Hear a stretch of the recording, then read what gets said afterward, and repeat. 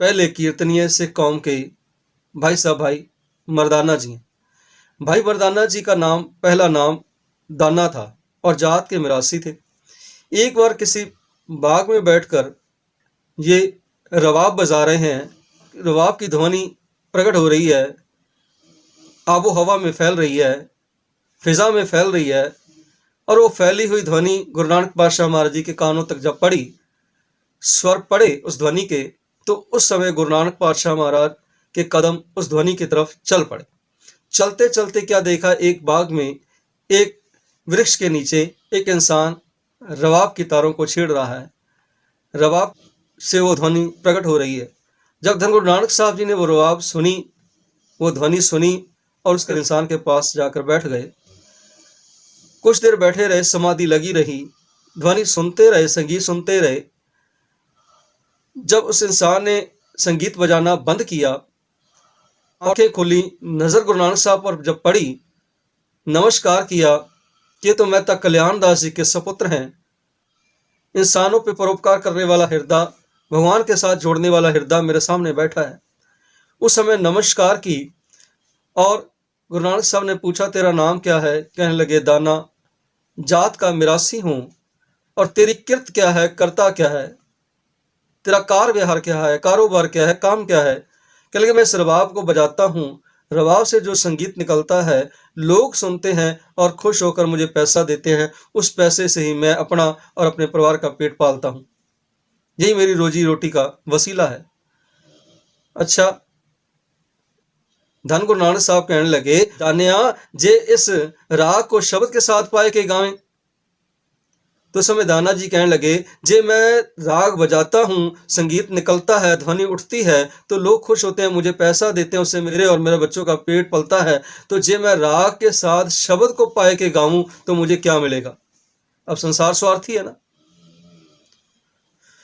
संसार स्वार्थी है। संसार गुरु के दर पर भी आता है, कोई ना कोई मांग लेकर आता है और कोई ना कोई इच्छा लेकर आता है। सभी की कोई इच्छा होती है, कोई कामना होती है। कोई भी इंसान कह नहीं सकता कि मेरी कोई कामना नहीं है। गुरु के वचन सुने और कहने लगे, मुझे क्या मिलेगा? तो समय सतगुरु ने कहा, कह लगे, वो चीज़ तुझे दिलवा दूं जो चीज़ पैसे से नहीं मिलती, सोना देने से नहीं मिलती, पदार्थ देने से नहीं मिलती। जे राग को शब्द के साथ पाए के गावें, तो तुझे वो चीज़ दिलवा दूं। कहे, वस्तु क्या है, वो पदार्थ क्या है? हम भी वचन पढ़ते हैं कि नाम का पदार्थ गुरु की बरकत से मिलता है, सोना चांदी दे के नहीं मिलता। दुनिया के पदार्थ गुरु के दर पर चढ़ा कर नहीं मिलता, क्योंकि सतगुरु की वाणी कहती है, कंचन से पाइए नहीं तोल, मन दे राम लिया है मोल। कि मन दे के राम को मोल लेना पड़ता है। परमात्मा के नाम की वस्तु को खरीदना है तो मन को देना पड़ेगा, मन अर्पण करना पड़ेगा गुरु के चरणों में, तब नाम की वस्तु हमें मिलती है, नाम का पदार्थ हमें मिलता है, नाम का खजाना हमें प्राप्त होता है। तो समय बात जब पकड़ में आई, तो भाना जी ने अपना मन गुरु के आगे अर्पण कर दिया। और वाणी ये बात कहती है कि जो वचन करे और वचनों से खिसक जाए, उसे नर नहीं कहा जाता, वो कच्चा इंसान है।